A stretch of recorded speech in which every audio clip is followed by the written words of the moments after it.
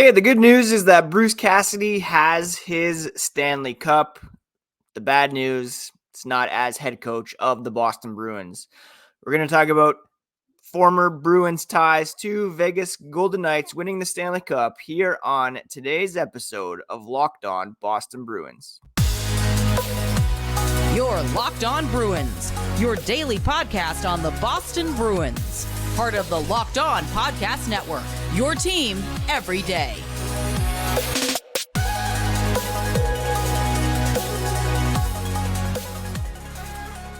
What is up, Bruins fans, and welcome back to the Locked On Boston Bruins podcast. I'm your host, Ian McLaren, and this is a daily show where we discuss all things Spoked B. Today is Wednesday, May 14th, and I want to thank you so much for making Locked On Bruins part of your day every single day. We are free and available wherever you get podcasts and on YouTube, part of the Locked On Podcast Network, your team every day. And today's episode is brought to you by FanDuel, official sportsbook of Locked On. Make every moment more by visiting FanDuel.com/LockedOn today to get started. And if I have a little extra pep in my step this morning, it's because the 2023 Stanley Cup playoffs are finally over, and I'm moving on, looking ahead to the 2023-24 Boston Bruins, choosing to just ignore the ongoing cloud of sadness that hangs over me because the Bruins did not win the Stanley Cup. But you know who did? The Vegas Golden Knights, coached by Bruce Cassidy, featuring Reilly Smith, with Phil Kessel as a background supporter. We're going to talk about those three guys and their paths to the Stanley Cup from Boston here on today's episode. A quick reminder, you can find the podcast on Twitter and Instagram at Locked NHL Bruins. And you can find me, my dad jokes, hockey tweets, at ENC McLaren. Took a bit of a break, but kind of back now. After Game 7 of the Stanley Cup Final in 2019, then Boston Bruins coach Bruce Cassidy made it very clear, saying, I just want my name on the damn cup. And folks, he's getting his wish. The Vegas Golden Knights defeating the Florida Panthers in the 2023 Stanley Cup Final, emphatically in Game 5. And Bruce Cassidy, 1 year after being fired by the Boston Bruins, is a Stanley Cup winner with Vegas. Now, there's a lot of back and forth about whether or not this is an embarrassment to the Bruins, such a bad decision. Maybe the Bruins would be in this position with Bruce Cassidy still behind the bench. I think a lot of things here can be true. The Bruins needed a change behind the bench. Mark Stone said of Bruce Cassidy that he brought an intensity to the locker room that maybe we needed. And we know that Bruce Cassidy is that kind of coach. He's very demanding. He brings that intensity that helps teams succeed and take their games to the next level. But there's a shelf life to that kind of messaging. And sometimes it starts to wear thin and a change is needed. This was a mutually beneficial decision in the end. The Bruins decided to part ways with Bruce Cassidy. And let's be clear, I disagreed with the decision at the time. I thought Cassidy was scapegoated a bit for lack of playoff success since 2019, culminating in a first-round loss to the Carolina Hurricanes in 2022. The way it was handled, with the belief that he was going to come back, and then Don Sweeney goes to his house to tell him he's fired. Bruce Cassidy deserved better from the Boston Bruins, and I think he deserved at least one more shot to come back and make good with this core. Having said that, It's very clear that the players had some input here, and the Bruins likely wouldn't have had the same roster this past season if Cassidy had still been behind the bench. Krejci likely doesn't come back. Perhaps Bergeron doesn't come back. Maybe Jake DeBrusk doesn't rescind his trade request. Trent Frederick, who knows? And you can say, well, that's shows some weakness on the players' part. They can't handle the scrutiny or the demands of Bruce Cassidy. But it's just the cycle of coaches, right? It's the same thing with Claude Julien. He won the cup in 2011 with the Bruins, took them back to the final in 2013. They missed the playoffs a couple times, and then they need a new voice. And it was Bruce Cassidy who came and injected that into the Bruins. The Bruins don't have the historic regular season that they did without that coaching change, without Jim Montgomery coming in, having a fresh voice, and getting all these players on board with his style of play. And they were they were the best regular season team ever, leading the league in defense, high up there in offense, penalty killing, power play, etc., goaltending.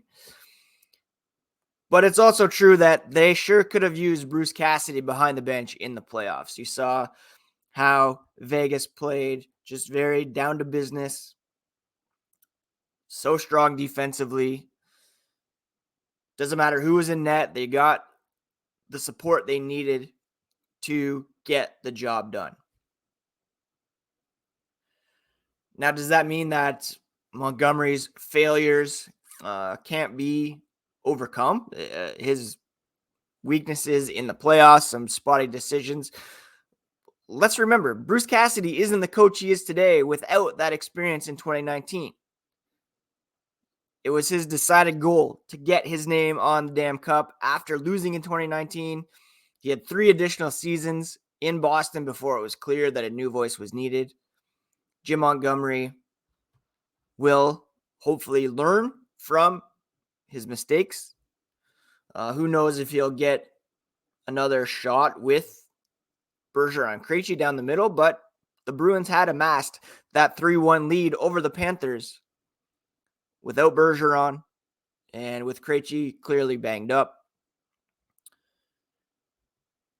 The Panthers experienced a lot of injuries against the Bruins, we learned last night, and they just went all out, had that belief that they could get the job done. It's not going to be any easier for the Bruins. They won't have the team they had this past season, but to suggest that if Bruce Cassidy had still been behind the bench, they would have had the regular season they had and been in the position they were in heading into the playoffs. It's not 2 + 2 = 4 there. They likely don't have the same team. Perhaps a bubble playoff team. They succeeded under Jim Montgomery, but they sure could have used that extra kick in the pants from Bruce Cassidy in the playoffs and that intensity that Mark Stone endorsed. If he's going on LinkedIn today, look at Bruce Cassidy's page. He's endorsing him for motivation, for pushing the right buttons. He did that for a time in Boston. It wore thin. A new voice was needed. The Bruins had a fantastic regular season, and hopefully they can learn from that moving forward, take that disappointment once again, and build on it for more success moving forward. Now, Bruce Cassidy isn't the only former Bruin who won a cup last night. We're going to talk about Reilly Smith, Phil Kessel here coming up. But first, a quick word about today's sponsor, the FanDuel Sportsbook. Now, FanDuel is the official sportsbook of Locked On, and they are such a great partner, and they're making it easy for you to join up because Right now, new customers can get a no-sweat first bet of up to $2,500. That's $2,500 back in bonus bets if your first bet doesn't win. There's no better place to bet all baseball action now that NHL is done, NBA is done. Download America's #1 sportsbook. Visit FanDuel.com/lockedon to get that no-sweat first bet up to $2,500. That's FanDuel.com/lockedon. FanDuel, the official sports betting partner of the Locked On Podcast Network and the NBA. Thank you so much once again for making Locked On Boston Bruins part of your day every single day. We are free and available on your favorite podcast app. Everydayers will know that we talked about Boston's lack of draft picks yesterday.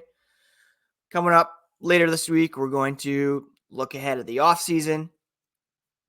On June 15th, the buyout window opens, and the first order of business for the Bruins should be officially buying out Mitchell Miller's contract, and we'll talk about that on tomorrow's episode.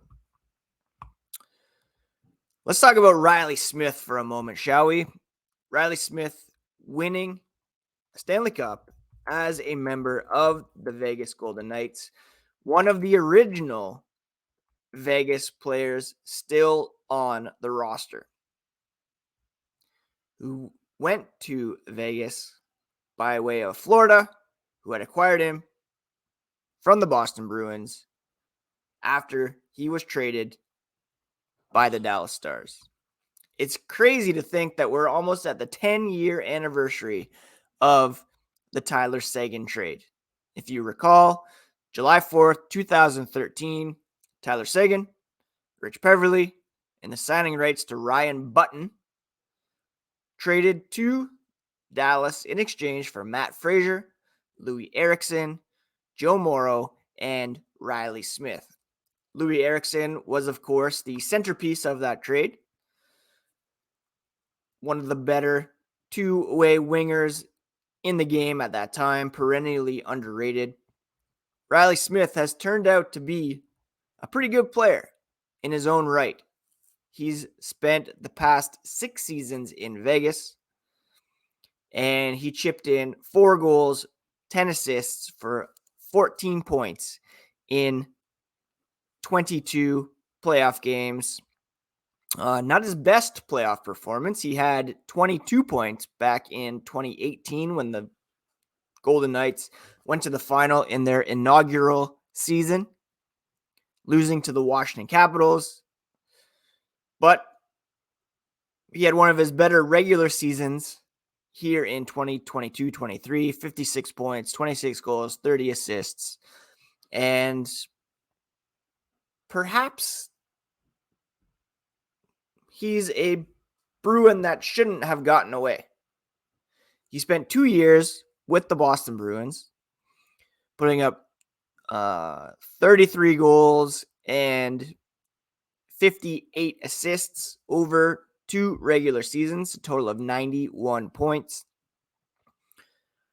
And for whatever reason, it was decided that on July 1st, 2015, he would be traded to the Florida Panthers along with Marc Savard's contract. This was in a time when Florida was taking on some dead money, not necessarily super competitive, in exchange for Jimmy Hayes, bringing the hometown boy home. And Jimmy Hayes had one good season in Boston, but never came close really to matching the production that Reilly Smith has in Florida, and then later on now with Vegas. Reilly Smith, again, an original Vegas Golden Knight. And really, if Boston perhaps erred in letting him go to Florida, then Florida really erred in allowing Smith and Jonathan Marchessault to go to Vegas in the expansion draft. They floated Smith and Marchessault to Vegas for some, other expansion draft considerations. They wanted to protect some other assets on the roster. And Jonathan Marchessault now has a Stanley Cup and a Conn Smythe trophy to his name. Smith, Marchessault, original Golden Knights, and for whatever reason, didn't work out with Smith in Boston. Didn't really seem to gel with the culture, with then head coach Claude Julien. But still, kind of regrettable that they weren't able to turn him into a long-term Bruin after giving up an asset like Tyler Seguin in that trade. There's another Golden Knight who's tied to that trade tree, and we'll discuss Phil Kessel and his contributions to the Golden Knights run here after the break. All right, Phil Kessel is a 3-time Stanley Cup champion now after having won a Stanley Cup with the Vegas Golden Knights, 2 as a member of the Pittsburgh Penguins. Now, Kessel was healthy scratched for most of this playoff run, appearing in only 4 games, recording 2 assists. Bruce Cassidy choosing to go with other options in the lineup over Kessel, who, he has the Iron Man streak in the NHL, played all 82 regular season games, 14 goals, 22 assists for 36 points, but not playing since the opening round against the Winnipeg Jets. And then, round 2 against the Winnipeg Jets. Kessel, of course, was... Wait, what did they play? No, they played Winnipeg in round 1. Sorry. He played 4 games against Winnipeg in round 1, 2 assists in that time, and only had 9 minutes and 42 seconds of ice time in the 4th game that he played. Now, Phil Kessel, of course, part of the Reilly Smith trade tree with the Boston Bruins. He was dealt to the Toronto Maple Leafs back in what year was that? Anyways, 2010, I want to say, 2009. Exchange for a couple or 3 draft picks. This was back on September 18th, 2009. Phil Kessel traded to the Maple Leafs for a first-round pick in 2010, a first-round pick in 2011, and a second-round pick in 2010 as well. Nobody expected that the first-round pick in or either of those picks would be top 10 picks. Toronto didn't do a great job of protecting those picks. First one turned out to be, of course, Tyler Seguin, who was then flipped to Dallas in exchange for that package that included Reilly Smith. 2011 pick, Dougie Hamilton. Insane looking back that the Bruins were gifted these 2 franchise-level players, and none of them remained long-term. Seguin, of course, traded 2013. Hamilton traded in 2015, one of Don Sweeney's first big moves as general manager. Phil Kessel has always been one of my favorites, whether he's been in black and gold, even with his Toronto days. He was, of course, part of the It Was 4-1 brigade in Toronto that blew that Game 7 lead against the Bruins in Game 7 of the first round back in 2013. Spent a couple more years in Toronto before being traded to Pittsburgh as the Leafs were starting their next rebuild. And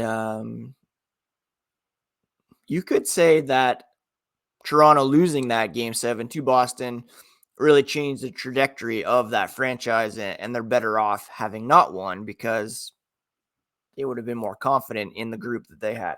Anyways, Phil Kessel is a cancer survivor. He had testicular cancer as a rookie, overcame that, and has the NHL's Iron Man streak. He just doesn't miss games ever since 2009, 2010, where he played only 70 games for the Maple Leafs. He's appeared in every game, every regular season game that he has been on the schedule. Of course, again, only 4 games in the playoffs, but he did chip in 2 assists, and he will get his name on the cup for the 3rd time. And I love it. I applaud it. Phil Kessel, an unrestricted free agent. His current deal with Vegas, he only signed a 1-year, $1.5 million deal. I would not be opposed to signing him on the cheap. Yes, he's getting up there. He's going to turn 36 in October, but still has some left in the tank. Sign him to a veteran deal. Put him in and out of the lineup. He's won 3 cups, so he's obviously done something right. I'd love to see him finish his career in black and gold. So congratulations to Bruce Cassidy. Again, I was opposed to his firing. I still think it worked out on both sides on different levels. I still am a big fan of Jim Montgomery as head coach of the Boston Bruins, but glad that Bruce Cassidy got his name on the cup. Happy for Reilly Smith. Very happy for Phil Kessel. And now it's the beginning of the 2023 NHL offseason. The buyout window begins June 15th, which is tomorrow. And we should hopefully get word of Mitchell Miller being bought out by the Boston Bruins. And we'll talk about that more here on future episodes of Locked On Boston Bruins, because we are here every single day. That's what Locked On Boston Bruins is all about. Your favorite team every single day here on the Locked On Podcast Network. I hope you're all doing well, having a great week. And we'll talk to you again here tomorrow, friends, as we start to look ahead to the offseason and the 2023-24 version of the Boston Bruins.